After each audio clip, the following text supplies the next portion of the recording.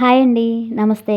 అందరూ ఎలా ఉన్నారు? బాగున్నారా? మీరందరూ కూడా ఆనందంగా, ఆరోగ్యంగా ఉండాలని ఆ శివకేశవుల అనుగ్రహం మీకు, మాకు అందరికీ ఉండి అందరూ బాగుండాలి. అందులో మేము ఉండాలని మనస్ఫూర్తిగా అయితే కోరుకుంటున్నాను. ఇదైతే మనకి కార్తీక శుద్ధ ఏకాదశి రోజండి. మనకి నిన్న ఏకాదశి గడియలు అయితే ఉన్నాయి కదా! నిన్నంటే మంగళవారం రోజు లాగనమాట. నేను ఆ ముందు రోజు మధ్యాహ్నం నుంచి మరుసటి రోజు మధ్యాహ్నం వరకు అయితే మనకి ఏకాదశి తిథి గడియలు అయితే ఉన్నాయి కాబట్టి నేను ఏకాదశి రోజు స్వామివారికి ప్రత్యేకంగా అయితే పూజ చేసుకుంటానండి. పిండి ప్రమిదలతోటి తులసి దళాలతో అయితే ప్రత్యేకంగా అయితే పూజ చేసుకుంటాను. ఇంకా మన కార్తీక మాసంలో వచ్చే ఏకాదశి ఇంకా చాలా పవిత్రమైనది, చాలా మంచి ఏకాదశి కాబట్టి నేను ఆ రోజు ఉదయాన్నే అయితే పూజ ఇలా రెడీ చేసుకుంటున్నానండి. ముందు రోజు రాత్రి కూడా మనకి ఏకాదశి గడియలు ఉన్నాయి, కానీ నేను ఆ రోజు మరుసటి రోజు పొద్దున్నే అయితే ఇట్లా ఏకాదశికి పూజ అయితే మొత్తం ఇలా చేసుకుంటున్నాను. ఇలా చేసుకుంటే మనకి ఉపవాసం ఉండి చేసుకున్న ప్రతిఫలం అయితే వస్తుందని పొద్దున్నే పూజ అయితే చేసుకుంటున్నాను అనమాట. ఆ రోజు మధ్యాహ్నం వరకు మనకి ఏకాదశి ఉంది కాబట్టి మధ్యాహ్నం వరకు ఉపవాసం అయితే ఉన్నాను.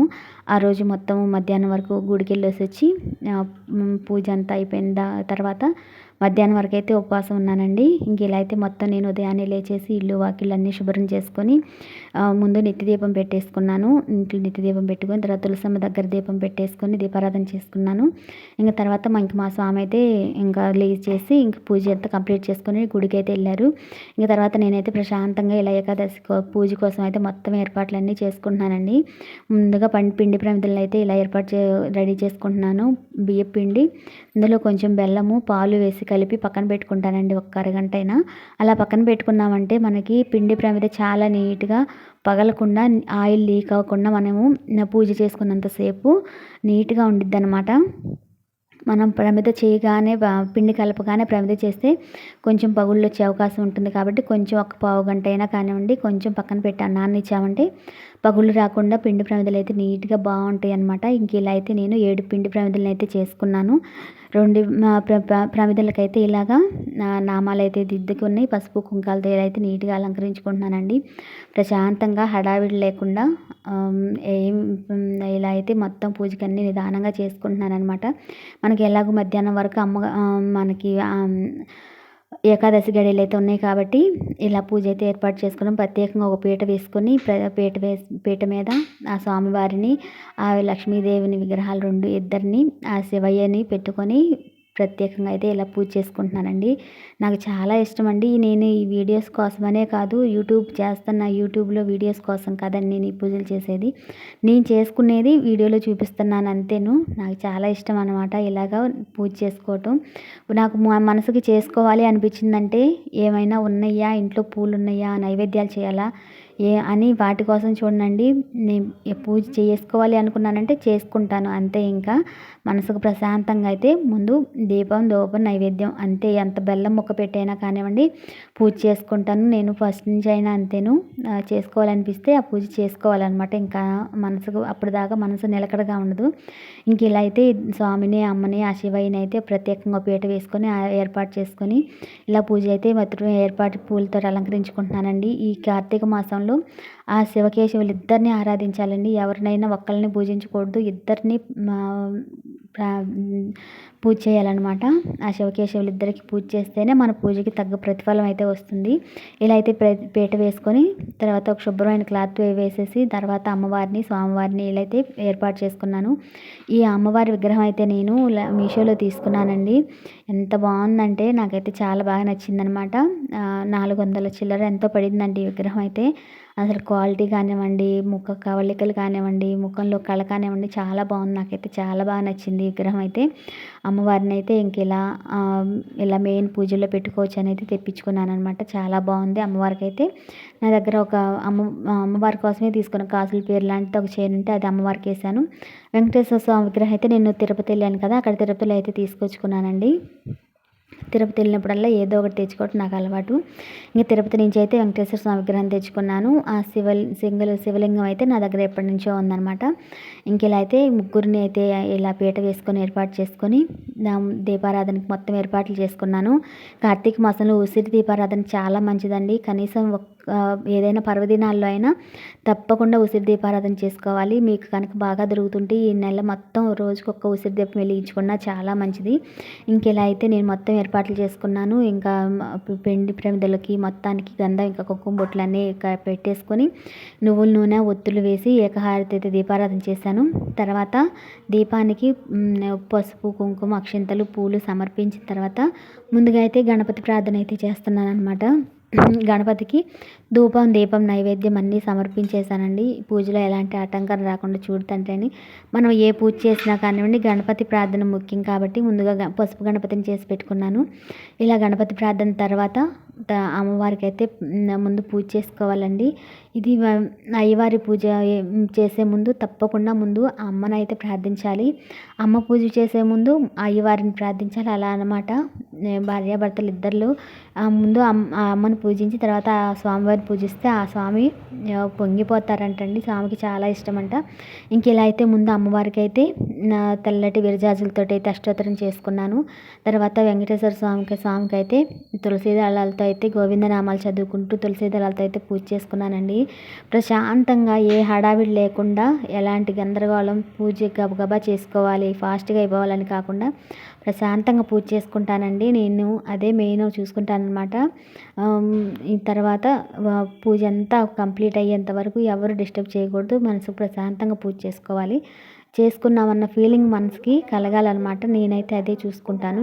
ఇంక ఇలా అయితే పూజ అంతా ముందు అమ్మవారిని పూజించుకున్న తర్వాత స్వామి అయితే తులసి దళాలతో గోవిందనామాలు చదువుకున్నాను. తర్వాత పచ్చకర్పూరంతో కూడా స్వామికి గోవిందనామాలు చదువుకొని తర్వాత శివయ్యకి అయితే విరజాజులు తెల్లటి పూలుతో పూజ చేస్తే చాలా మంచిది.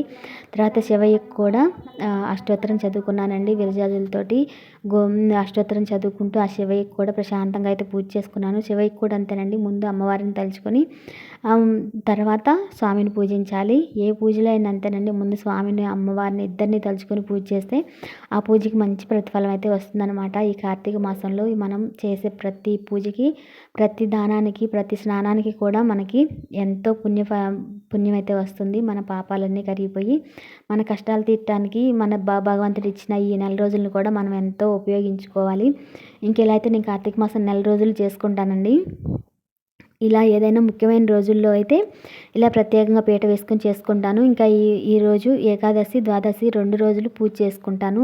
పీఠం పెట్టాను కదా, మరుసటి రోజు అయితే తులసి పూజ కూడా చేసుకుంటానండి. తులసి దామోదర పూజ ఇలా అయితే పూజ చేసుకొని ఆ స్వామివారికి అయితే ప్రత్యేకంగా పూజ చేసుకుంటున్నాను అనమాట.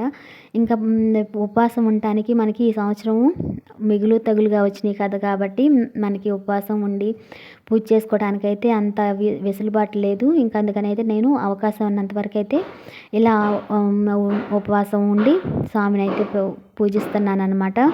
ఇంకా తర్వాత స్వామికి అందరికీ కూడా అష్టోత్తరాలు చేసుకొని అమ్మవారికి అయితే పచ్చకర్పూరంతో స్వామికి అమ్మకి పచ్చకర్పూరంతో అయితే ఇట్లా హారతి ఇచ్చేసానండి. దానిమ్మ పళ్ళు ఉంటే దానిమ్మ పళ్ళు నైవేద్యం పెట్టేశాను. చెప్పాను కదా, నైవేద్యాల కోసము అలా పూల కోసం అలంకరణ కోసం అయితే నేను వెనకాడను అనమాట. ఉన్నవాడితోనే ముందు మెయిన్ పూజ జరిగిపోవాలి అన్నట్లుగా నేనైతే ముందు మెయిన్ పూజ చేసుకుంటాను. ఇంకా తర్వాత పచ్చకర్పూరంతో హారతి ఇచ్చేసి ఇంక నేను కూడా హారతి తీసుకొని ఇంక తర్వాత అయితే గుడికి అయితే వెళ్ళొచ్చామండి. ఇంకా ఎలాంటి పర్వదినాల్లో మాకు కొంచెం గుళ్ళు దూరంగా ఉంటాయి కాబట్టి ఇంకా అందరూ కింద అందరూ వెళ్తుంటే వాళ్ళతోటి గుడికి అయితే వెళ్ళేసి వచ్చాను. ఇంకా ఆ రోజు పూజ అంతా కంప్లీట్ అయిపోయిందండి.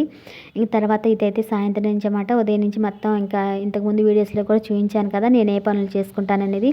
ఇల్లు చిమ్మి తుడుచుకోవటము పనంతా చేసుకోవటం, మళ్ళీ సాయంత్రానికి పూజకి మొత్తం ఏర్పాటు చేసుకోవటం, ఇలా మొత్తం ఏర్పాటు చేసుకొని ఇంక సాయంత్రం స్వామికి అయితే భిక్షకి పెసరట్టు వేస్తున్నానండి.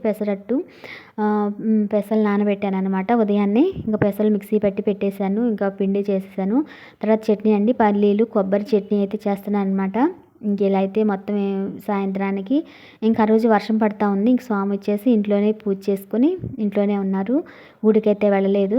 ఇంకా అందుకే కొంచెం పెందలాడి ముందుగానే టిఫిన్ భిక్షకు అన్నీ రెడీ చేసి ఇచ్చానంటే స్వామి అయితే తినేసి పెందలాడి పడుకుంటారండి. ఇంక అందుకని అయితే మొత్తం రెడీ చేస్తున్నాను. ఇంక ఇలా అయితే నాది ఏకాదశి రోజు నా పూజ రొటీన్ మొత్తం ఇట్లా అయ్యిందండి. మీరందరూ ఏకాదశి పూజ చేసుకున్నారా? ఉపవాసం ఉన్నారా? అనేది నాతో తప్పకుండా కామెంట్స్‌లో చెప్పండి. ఇలా అయితే నేను స్వామికైతే భిక్షకి మొత్తం ఏర్పాటు చేశాను. ప్రశాంతంగా పూజ చేసుకొని ఇంట్లో పనంతా చేసుకుంటూ ఈ కార్తీక మాసము ఇంట్లో స్వామి మాలేసుకున్నన్ని రోజులు నా రొటీన్ అంతా ఇలాగే గడిచిపోయిద్దండి. ఉదయం లేసి పూజ చేసుకోవటం, స్వామి ఉంటే ఇంట్లో స్వామికి భిక్షకి అన్నీ రెడీ చేసి పెట్టుకోవటము, మళ్ళీ నైటే మరుసటి రోజు పూజకి మొత్తం అన్నీ రెడీ చేసి క్లీన్ చేసి పెట్టేసుకుంటాను. ఉదయం లేచి హడావిడి పడకుండా ముందు రోజు నైటే కిచెన్ అంతా క్లీన్ చేసుకొని దేవుడి మందిరాలన్నీ క్లీన్ చేసుకొని పడుకుంటానన్నమాట. ఇంక ఇలా అయితే మొత్తం నాకు సాయంత్రం వరకు సరిపోయిద్దండి. అస్సలు ఖాళీనే రెస్ట్ అనేది ఉండదన్నమాట. కొంచెం సేపు ఏదైనా పడుకొని నిద్ర అయితే పోను. కొంచెంసేపు అట్లా పడుకొని రెస్ట్ తీసుకొని లెగుస్తాను. ఇంకంతే ఒక అరగంట.